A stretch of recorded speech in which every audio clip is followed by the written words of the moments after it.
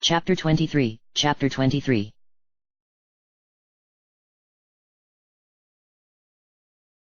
Chapter 23, The Coming Nightfall.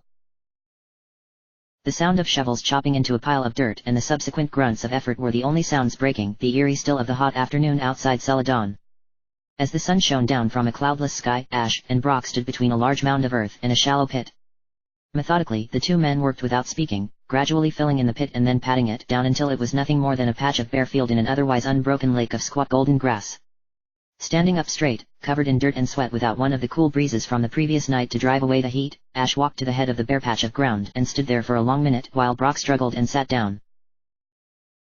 As the older gym leader dropped his shovel and groped along his leg, running his thumbs along the stitched and bandaged laceration twisting down his thigh, he winced and his head spun from the stinging pain.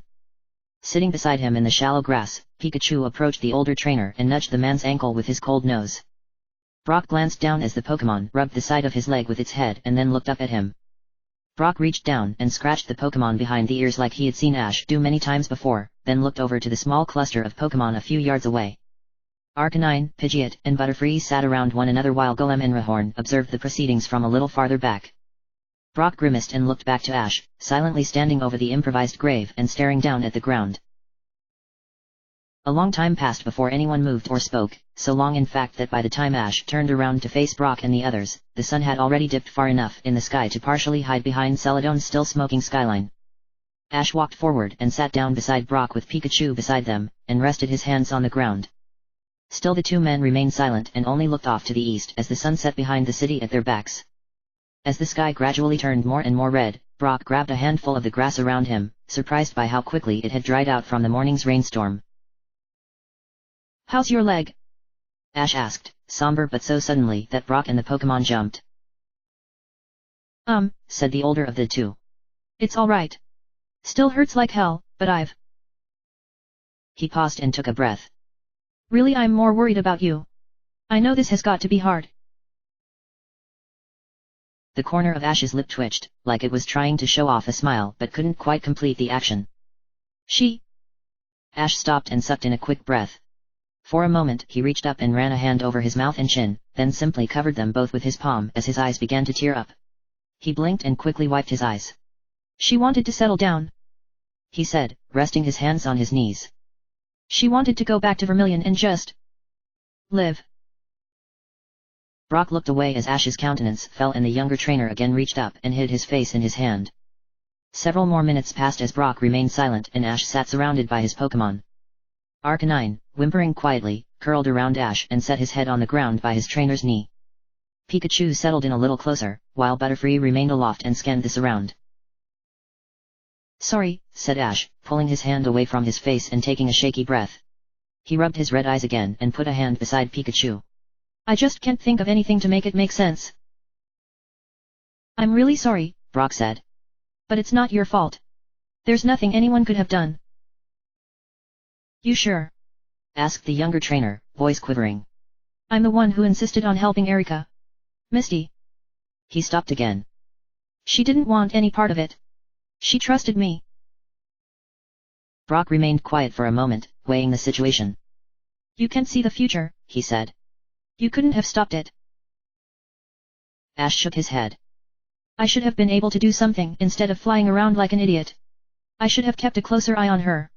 I should have known she was..." "Listen to me," Brock interrupted, looking over at the other trainer with a grimace. "Ash, don't do this to yourself. Sitting there and beating yourself up over something we can't do anything about isn't going to do anyone a damn's worth of good, least of all you." "What do you know about it?" Ash barked, turning on Brock, startling the Pokémon around him. "You're not the one who keeps getting the shaft every time you turn around." He pushed himself up to his feet and thrust a finger at Brock. "You've never had to deal with losing everything you care about over and over, so you don't get to talk to me about beating yourself up. You don't have a fucking clue." I'm sorry," the older gym leader backpedaled. "I'm not trying to make you mad. I just don't want to see you tear yourself apart over this. It won't help anything." Clenched his fists at his sides, Ash stepped backwards and looked away from Brock, glaring at Celadon. "You're sorry?" he fumed. "Do you have any idea what it even means to be sorry? Brock, tell me what you have to be sorry about." I lost a friend here too, Brock answered. and my best friend lost a lot more than that. Both of those seem pretty big to me. You don't get it, Ash fumed. After a long break, during which Ash's eyes just flitted from one building in the skyline to the next, the younger trainer took a breath and repeatedly flexed his hands. I'm so sick of this. He growled, face hard. I know it can't look like it now. Brock stood up, his legs shaking. He started to take a step closer to Ash, but stopped short and remained a few paces away. But it will get better. Ash shook his head and again turned away. Bullshit, he strained against screaming, jaw clenched. That's exactly what I thought after Pallet burned. That's what I said after Mom died, after Aisha died, after all of my friends died. I got through on that lie. He held his fists in front of his face, arms trembling as he screwed his eyes shut and went rigid. I'm sick to death of telling myself it will get better. It never does, and every time things start to look up, the world finds a new way to screw me. God, I'm sick of all this shit. Wait, just wait. Ash's eyes grew wild as he looked towards the city and screamed. Give me a month, a year, a fucking lifetime. However long it takes. I'll find whoever's responsible this and they will pay. Brock held his mouth tightly closed as Ash's rage gave way to a wince of pain. The young trainer wrapped his arms around his stomach and doubled over. A moment passed before Ash dropped to his knees and began tugging at his hair and beating the soft dirt with his fists, all in silence. The older gym leader looked away, face contorting as his stomach burned. Ash, every muscle shaking, dropped forward and pressed his forehead to the ground. His fingers clawed into the earth and he pushed himself back up to his knees. Face streaked with dirt and tears, he looked up at the sky and released his grip on the clods in his hands. Why me? Ash asked, his voice somewhere between a whisper and a moan. I'm not a bad person, I'm really not. Tears began dripping down his face again. The older trainer waited, moving to the head of the improvised grave and picking up Misty's backpack. As Ash's breathing evened out, Brock slung the pack over his back. You're not alone in all this, said the older gym leader, much quieter as he limped up beside Ash. He put a hand on the younger trainer's shoulder. You've still got Jenny, me and your grandfather. You've got friends in Fuchsia and Vermilion. We're all right with you, 100%. Is it because I've killed people? Ash asked, not looking up at the older gym leader. Or not helped people I could have? His eyes shifted down to the mud all over his hands. I haven't done anything worse than the people I'm trying to stop, but I keep getting punished for it. Sometimes, Brock said slowly, bad things happen to good people. It's just the way things work. Ash paused for a moment, looking down at his hands and balling them into fists. Fine, he said, voice inexplicably even and more calm as the mud squeezed out from between his fingers. If that's how it's going to be, I'll just be the bad thing that happens to bad people. Let's not get too far ahead of ourselves, said Brock. Maybe we should head back to town. Ash nodded and took a deep breath. Right, sure, he sighed. Whatever, but we're going to the casino first.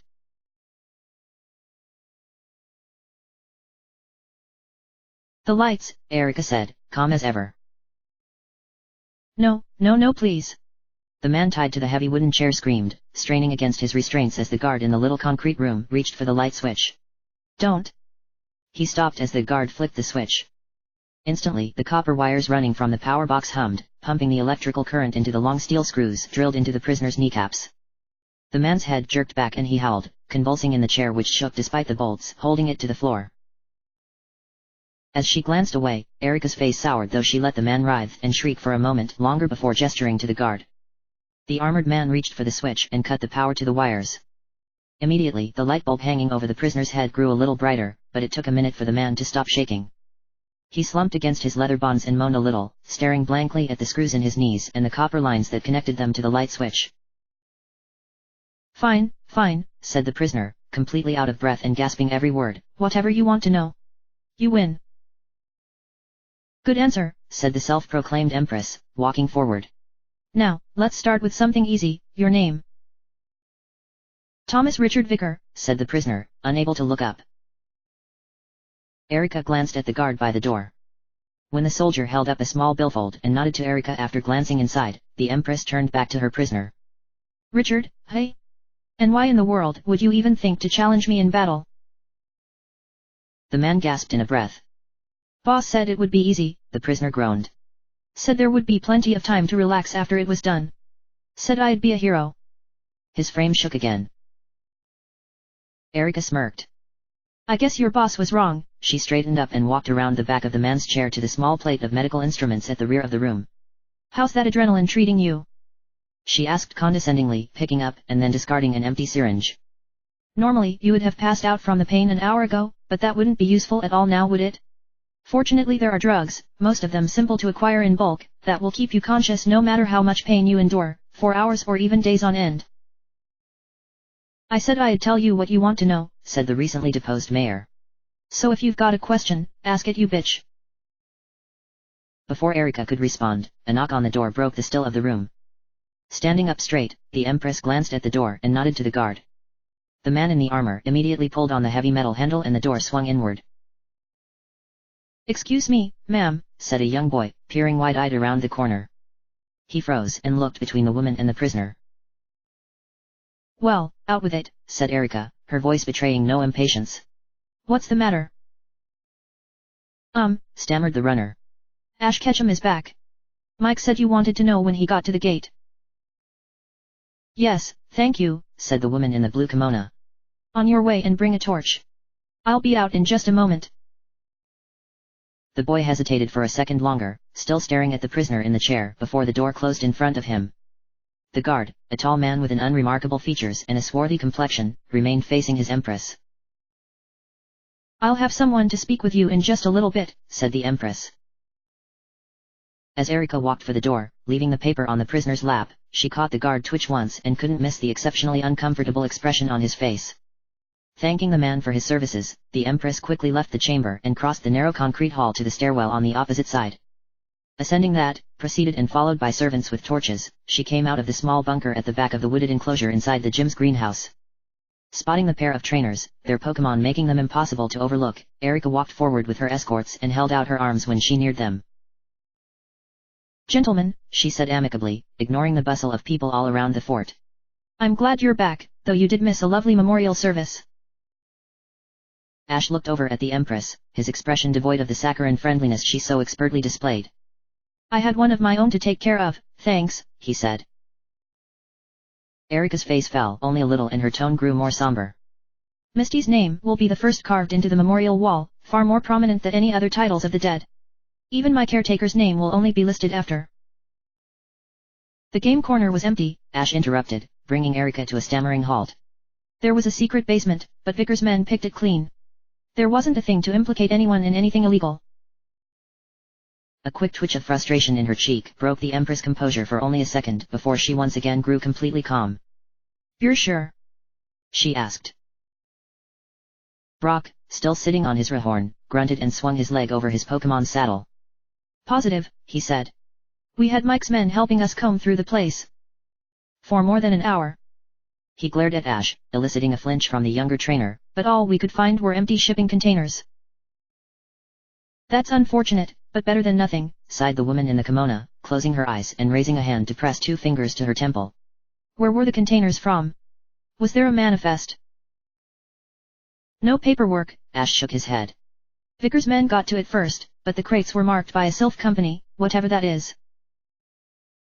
Sylph is a corporation based in Saffron, said Erika, balling one hand into a fist and pressing a knuckle to her lip. And they're big. Very big. I'm surprised you haven't heard of them. Ash and Brock looked at each other. Nope, said the eldest. Well, for what it's worth, Sylph is the biggest corporation this side of Indigo Plateau. They produce most of the higher-end gear used by trainers across the region. All of the core cities contract with them for technology or services in one way or another. If they're connected with Team Rocket. She stopped. How much money could Rocket be raking in from them, I wonder, muttered Brock. They'd be pulling in more than money, said the Empress. You would be looking at tons of hard resources, advanced technology, and untold manpower. Saffron is after all an industrial powerhouse. That's why someone as powerful as Sabrina is there to protect it. Ash glanced between Brock and Erika. Then that's where I'm going, he said. My Pokémon are grounded, so what's the fastest road there?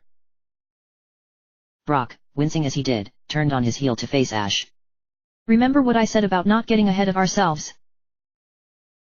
And I'll need that recommendation, Ash went on, looking to Erika again. Tonight if it's possible, so I can set out immediately. Ash, Brock tried to interject. Glancing between the two trainers, Erika settled on the younger, smirking a little to herself. I'll have it ready in an hour. That works, said Ash. Let your runner know I'll be in the Pokémon Center. Ash, Brock reached out and grabbed his teammate's arm. What? Asked the younger trainer as Erika turned and took her leave. He shirked out of Brock's grip, then leaned down and picked up Pikachu. Don't you think this is a little rushed? Asked the older trainer. We can't just race off to Saffron half-blind. We need to. To what, Brock? Ash put Pikachu on his shoulder and crossed his arms. What should I do? Sit back? Try to gather a little information first? Nothing. He raised an eyebrow when Brock didn't respond. That's not how it works, he went on. That's never how it's worked. Brock, if there's anything I've learned over the last year, it's that nothing is going to get done unless I do it, so, guess what I'm going to do? Glancing sideways at his Rhyhorn, Brock put a hand on the Pokémon's saddle.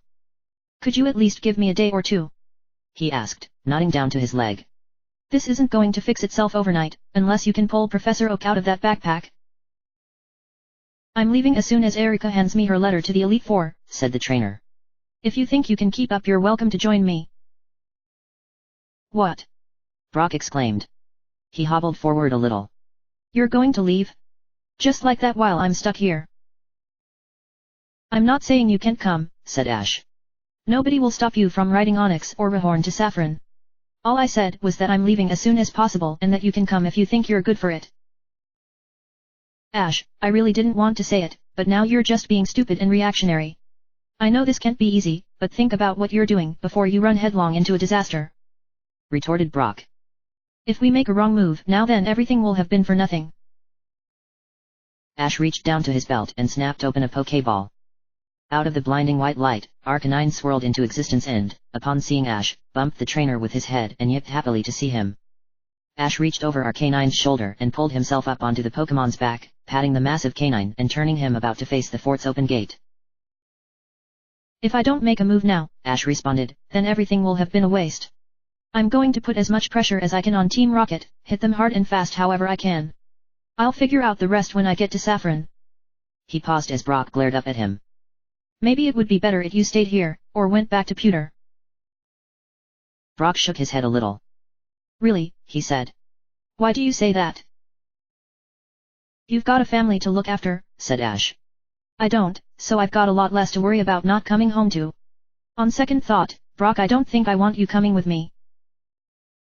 Stunned, Brock let his jaw hang loose before giving himself a quick shake to snap to. So that's it then, muttered the older gym leader. Ash, you're being an idiot. Throwing yourself at Team Rocket isn't noble, it's not heroic. It's a fancy suicide and it wouldn't make Misty happy. I've tried to play it slow so far, Brock, said Ash, and look where it's landed us. Right now, I've got nothing holding me back from taking the initiative. No past, no future. The unbreakable grimace he had worn for the past day wavered just a little bit, but remained in place. All I've got left is right now, and one hell of a chance to hit Team Rocket while they're off balance. If that's the case, you might want this. Brock pulled Misty's pack from his shoulder and slung it to Ash. If I don't see you before tomorrow, I guess I'll see you around. Good luck, and thanks for all your help, said Ash. I mean that. He tapped Arcanine's sides with his heels and the Pokémon bounded off for the gate, seemingly ignorant of or ambivalent towards the bandaged around its front paws. Again Brock shook his head and, with a grunt of effort, pulled himself up onto Rhyhorn. Stupid idiot, he mumbled. That stupid idiot is going to get himself killed. Swaying as the Pokémon slowly plodded forward, carrying him back to the pagoda, Brock kept brooding, catching himself gripping his Pokémon's reins in clenched fists and holding his jaw so tight it gave him a headache. Why won't he just listen to me? Brock griped, stopping in front of the wooden palace. Why won't who listen? Asked a soft voice. Jumping in his saddle and turning towards the sound, Brock immediately spotted the amber-eyed police officer standing a few feet to his left. Jennifer pushed herself up from the rail by the watering trough, where her two Ninetales sat hunkered down and quietly lapping up the water, and made her way towards the gym leader. Still tense from the jolt, and trying to ignore his having missed such an obvious sight as the two Pokémon and their trainer, Brock rested a hand on the pommel of the saddle and leaned forward a little without answering. You look like hell, said the police officer, stopping and holding a hand up to Brock. Need help? Taking her hand and leaning most of his weight on her, Brock let himself down from the saddle and rested against Rahorn with a groan. I've spent way too much time walking around, said the gym leader. Jennifer glanced down at his leg, unable to see the bandages beneath his heavy canvas pants, but unable to miss his limp. Didn't the doc tell you to stay off it for a few days? She asked. I had things to do, said Brock. Jennifer, I hate to ask, but can you give me a hand in? Brock muttered as he held out a pokeball and Rahorn disappeared into a blast of light. These stairs are going to be the death of me. Sure, said the woman, dipping down and, much to Brock's surprise, grabbing the gym leader's arm and pulling it over her shoulder. And please, it's just Jenny. People don't need to be so formal, at least when I'm not in uniform. Jenny then, said Brock, leaning on her as the police officer stood up and took almost all of his weight off his bad leg. One step at a time, she helped him get up to the porch of the pagoda and then leaned the gym leader against a wall. Thanks for sticking around to help out yesterday, sighed Brock. It was good to get a little payback, said Jenny, putting her hands behind her back, taking a deep breath of the crisp night air, and leaning against the wall next to Brock. I can't really say I enjoyed it, but then again, life's almost never about what you enjoy. Brock pressed his lips together without answering, prompting Jenny to glance over at him. I'm sorry about Misty, said the woman. I know she was yours and Ash's friend. How are you guys taking it? Not well, Brock answered, looking out over the edge of the porch and watching as men in armor, women, and children went this way and that, still cleaning up after the battle and taking stock of losses on both sides. I'm really worried about Ash, he went on. He's not taking it well at all. How close were they? asked Jenny. Given our line of work, too close I think, said Brock, his tone heavy with fatigue as he rubbed his eye. He slid down the wall and rested his hands on his knees. I guess I should have seen it coming. Considering how much time we spend in harm's way, taking one life-threatening risk after another, it would be stupid to assume that everyone would make it out alive. Still, I hoped. It wasn't stupid, said Jenny. A little naive maybe, but not stupid. When I was in the police academy, one of the first lessons I learned was that you should always prepare for the worst, while hoping for the best. That's just it though. Brock clenched his fists, though his voice remained level. Ash and I both went in expecting the best and not even considering that the worst might happen. He thought about it sure, but he never really made any mental preparations for it and now I'm worried that he might have gone off the deep end. Jenny turned and stood away from the wall, facing Brock. How do you mean? She asked, offering her two ninetails a sidelong glance as they walked up from the watering trough and sat beside her. What's he saying? It's what he's doing, said the gym leader. He's leaving for Saffron tonight after telling me to go back to Pewter. What? Jenny gasped. My reaction exactly, muttered Brock. He's going to get himself killed. He can't do that. I can't stop him, said Brock. He's dead set on it and what? asked the police officer, suddenly incredulous. And I'm not sure I should try to dissuade him, Brock went on. He took another deep breath and closed his eyes for a moment, leaning his head on the wall. For a second he just listened to the sounds of the fort, people talking and boots stomping, while Jenny waited for him to collect his thoughts. If Ash is set on making life hell for Team Rocket, then there's no doubt in my mind that he'll find a way to do it. Some part of me really doesn't want to be around, just on the off chance I got in his way or slowed him down. Besides, he was right about one thing. And that would be, Jenny muttered, following Brock's gaze out over the fort. I'd probably slow him down right now. Jenny shook her head. I hate it when people let their feelings get in the way of, she swirled one hand through the air, common sense. Brock laughed once and looked up at her. Common sense would probably dictate that we all pack up, go home, and stop killing ourselves trying to fight Team Rocket. He stopped and shrugged. At any rate, I'm at a loss. I've never had to try and help someone who just had their life turned upside down. Maybe, said Jenny, he just needs a little time to get it all straight. So you're not going to follow him to Saffron? Brock shook his head. If he doesn't want my help, then he doesn't want my help. That's a great attitude, Jenny muttered.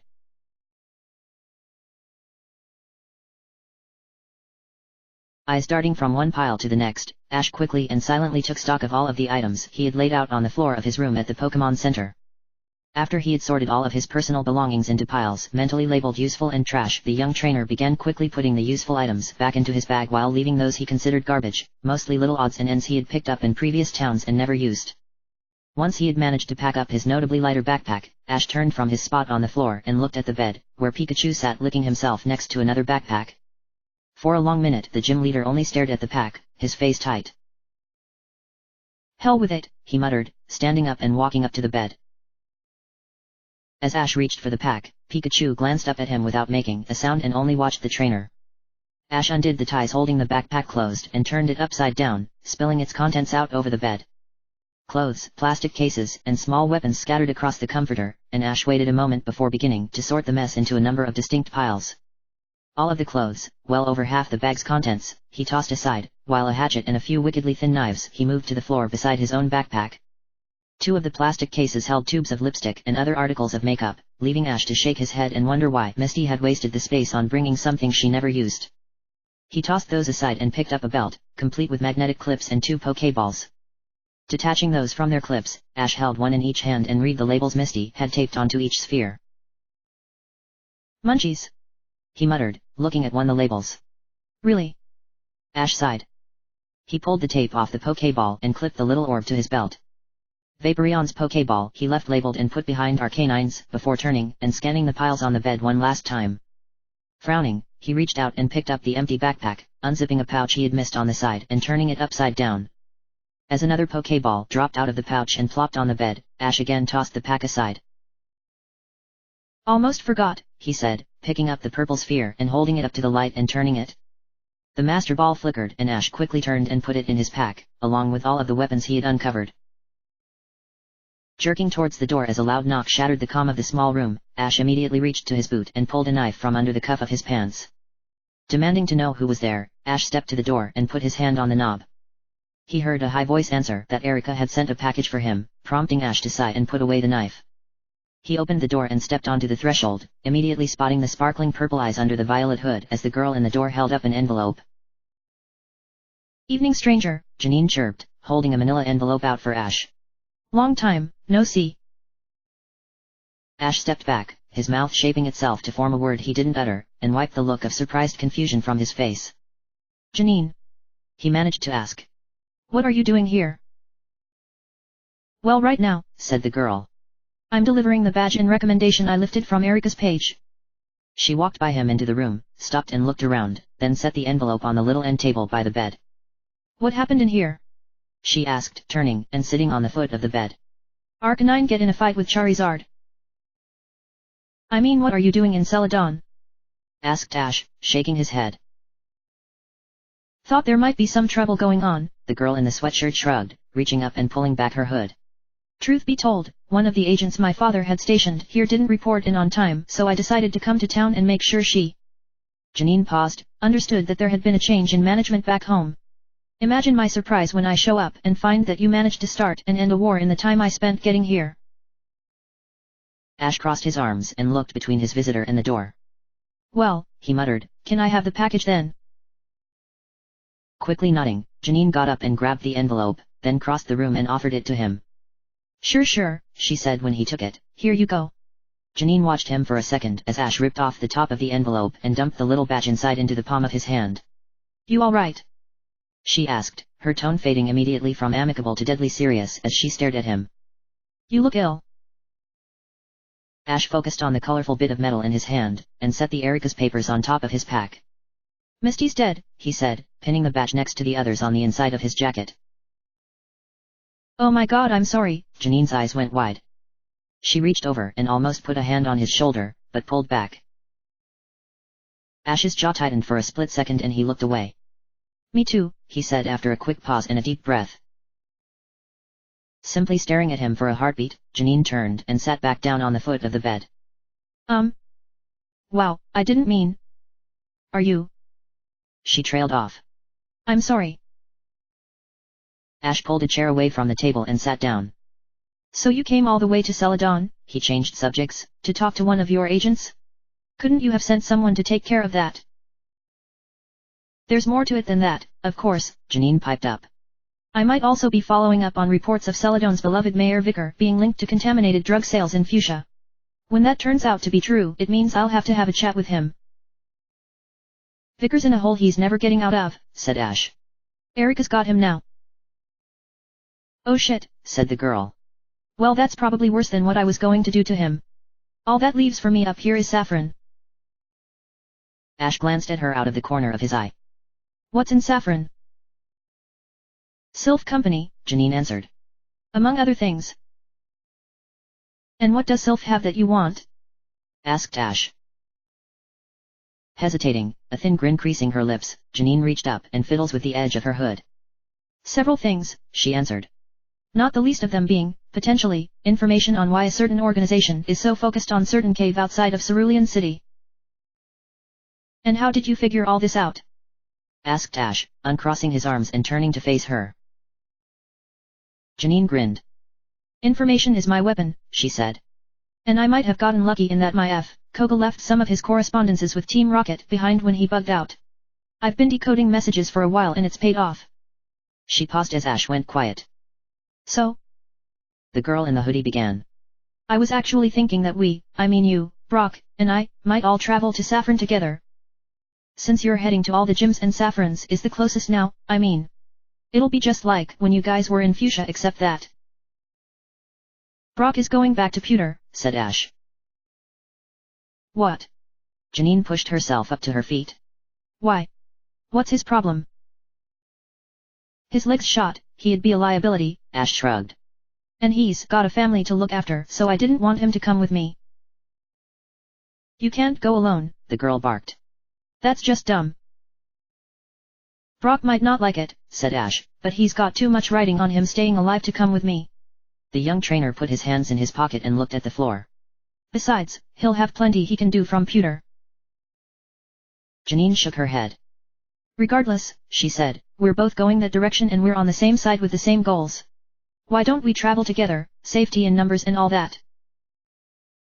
Ash looked over at her and went quiet for a moment. I'm not sure that's a good idea, he said. Why not?